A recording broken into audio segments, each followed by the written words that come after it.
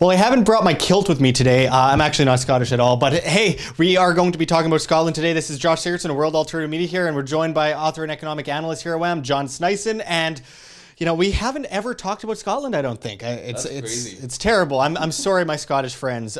You're going through enough. You should be spoken about. You should be recognized. And anyone remember during the Great Depression? Well, I guess not many of you remember because most of you are dead if you remember the Great Depression. But if you look back at history, what happened during the Great Depression was that there was a massive sell-off. And what happened? Well, JP Morgan, the bank, came in and tried to pump the markets in order to get more people in who'd already lost everything. And everyone floods the markets with money, and well, what happened next? Well, then you saw the ultimate collapse of the stock market, and it ended very badly for a lot of people. A lot of people took their own lives. A lot of horrible things happened, and then we're introduced into World War II. Anyway, so with that said, there's something similar that happened in Scotland, and no one is surprised. It's happened in the States too, but there have actually been a massive fine that has been issued against the Royal Bank of Scotland, as the CNN article says. Now, before I go to the CNN article, let me just explain. Yes, we all know CNN is trash. That's why we're here, to take this article, take it into actual context, and explain what this means. Because yes, CNN is terrible, but hey, we looked into the story. This is a legitimate story, unlike most CNN stories. Anyway, getting back into it, this CNN Money article says, Royal Bank of Scotland will pay record fine for crisis-era misconduct. And as the article goes on to say, Royal Bank of Scotland will pay $4.9 billion to settle charges that it misled investors ahead of the 2008 financial crisis. It's the largest penalty the Justice Department has imposed on a bank for crisis-era misconduct. And I quote, "This resolution, the largest of its kind, holds RBS accountable for defrauding the people and institutions that form the backbone of our investing community," Andrew Lelling, the top federal prosecutor in Massachusetts, said in a statement. From 2005 to 2008, RBS routinely made misrepresentations to investors who bought securities backed by risky mortgages, concealing their high risk of default, the Justice Department said Tuesday. The Justice Department said RBS earned hundreds of millions of dollars, while investors, including mortgage giants Fannie Mae and Freddie Mac, suffered significant losses. RBS disputes the allegations and does not admit wrongdoing, according to the Justice Department. CEO Ross McCowan said in a statement that RBS is pleased to have reached a final settlement. And I quote, "There is no place for the sort of unacceptable behavior alleged by the DOJ at the bank we are building today." The bank announced that it had reached an agreement with the Justice Department in principle in May. In 2017, RBS agreed to pay $5.5 billion in a separate settlement with Federal Housing Finance Agency. This is expected to be the last major penalty for the bank for crisis-era misconduct, and I think we should highlight for crisis-era misconduct for the 2008 crisis-era misconduct. We will see what happens next, because banks always defraud people. It is just part of their being. And of course, this is it's a cross between a Scottish story and an American story. And I'm not a fan of government at all, collectivism, because collectivism and it's evil, and it puts guns to the heads of the minority under the guise of this majority that somehow has the right to force their ideas down everyone else's throats. We all know that government is an organized crime cartel, but so are the banks. So it's interesting. It reminds me of the FBI fighting the CIA in Syria and then realizing that they're both posing as terrorists and they're just attacking each other. No, attacking each other right now. You see forth and back within the FBI and CIA attacking each other in current, government. It's just ridiculous, Josh. Yeah, but I mean, I find it hilarious that they're like, well, this was just terrible of us. We're very sorry. It's very common that they tell everyone, get in now, get in now. We actually talked about Larry Fink from BlackRock a while back ago doing the same thing right before we saw a massive cliff crash. Yeah, this is the time. That's what bankers do all the time. Like when are you guys gonna actually understand that the bankers doesn't care about your best interest? You care about their best interest, and they've done this over time. If you go and read through the history books, it's not the first time that these banks have done corrupt activity. It's only been thousands of years. Yeah, of course. You read about instance upon instance upon instance. All the one of the biggest ones ones, of course, was the Mississippi bubble and John Law and Bank Royale. How he defrauded. He went out there, sold New Orleans as the new place. Meanwhile, there were diamonds, there were commodities, rocks laying everywhere. You could just find, by just walking and picking up a rock. It'd be gold or diamonds or whatever it was. It was just insane. Like, this is kind of the same what they did. They sold the bad mortgage-backed securities to the customers, and not telling them actually that these customers didn't have a job and they were about to lose their home. And by the way, in this article, I scrolled down and there's an ad in the middle of the article about refinancing your mortgage. Let's just check out this right here. So, I mean, isn't that a little bit slightly ironic that we're reading about bank fraud and now we have, like, as an ad in the actual article, save by refinancing your home. Current loan, let's see, $200,000. Let's bring it up to, like, I don't know, $500,000. It's absurd. Look, this is a constant cycle, and banks want you in debt servitude. And interestingly, and they thrive off of people's debt, as does the government, because it has them on their knees. You shove someone down a bottomless pit of debt, they are forced to ask for a ladder up from the government and the banking system, pushing them into perfect servitude, exactly where the banks and governments want them. But it's also interesting to note that, I mean, RBS used to be the world's biggest bank at one time. And I mean, there's no safeguard there. It's going to happen with any of these massive banks. We have noticed that they are mostly insolvent right now. We're looking at Deutsche Bank firing about 10,000 employees, 1 in 10 employees, and then they're downgraded by the S&P, their credit rating. Bank in Germany, yeah. Yeah, and it's huge. The bank that Trump has his money in, interestingly enough. And then we have massive manipulation of markets. We're looking at cash deposit ratios across the board, as John has, in countless banks, and basically none of them are, well, only a few of them are over 10% of deposits actually there in cash. The majority of them under 10%, many under 1%, many under 0.5%. I mean, folks, these are insolvent banks. This is a system that's ready to crash, and they are desperate, and they're doing everything they can to fool us once again. Fool me one time, shame on you. Fool me twice, shame on you. Fool me 3 times.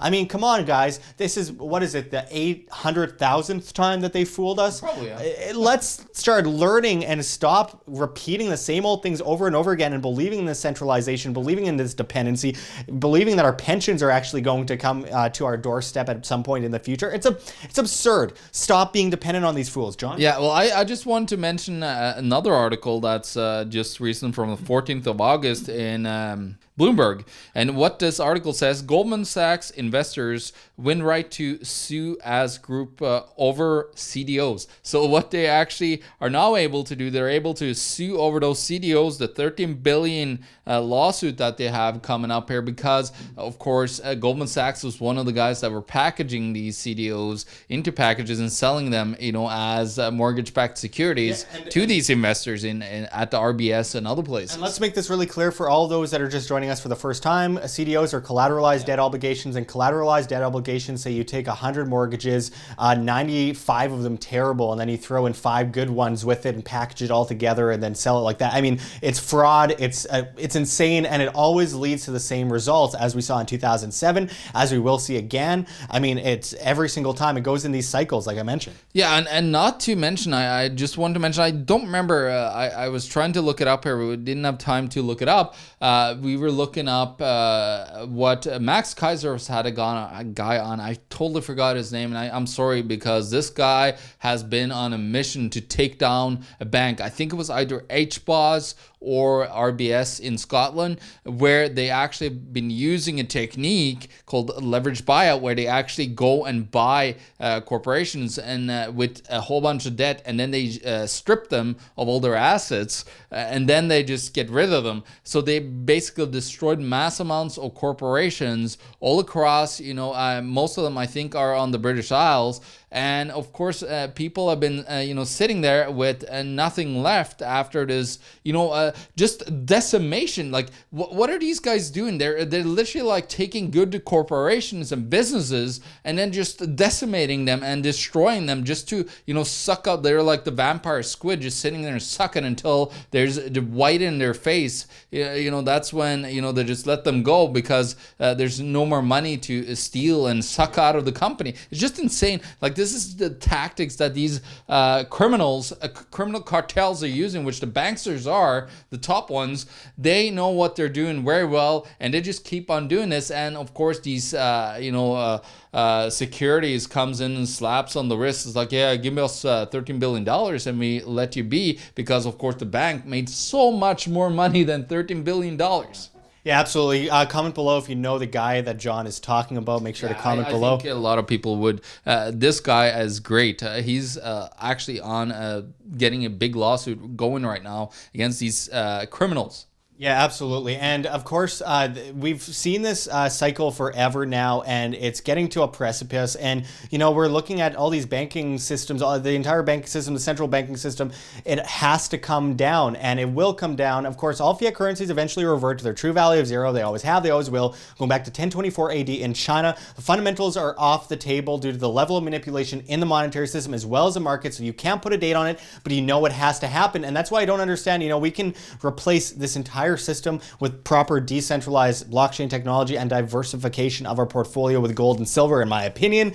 We can see alternatives to all of this instead of, dealing with the tax man coming and putting guns to your head and everything. You can, trade $10,000 for 8 cents, I think, is a current Bitcoin fee. I mean, it's absurd that we are still so dependent on the system that has screwed us every single time over and over and over again. It has to come down.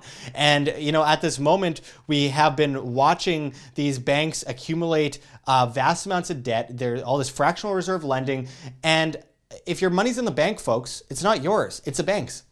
If you keep your money in the bank, you are giving it to the bank. It isn't yours as long as it's in there. And then depositor insurance is very small. If they want to do a bank run, if they push us into a centrally planned cashless society, then what are we going to do? We can't get our money back. It's hot air. They're going to cut us out and basically say, look, your money's always running through the bank through legal tender laws. So therefore, it's never your money. It's always a bank's, and you're enslaved to the banking system. And what are we going to do? Bank runs? No. What are we going to do? Depositor insurance? Well, the ECB is already talking about getting rid of that.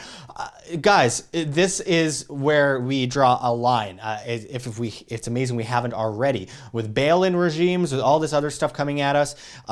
So Scotland, they're dealing with a lot of issues. The United States is dealing with a lot of issues. Canada is, Britain.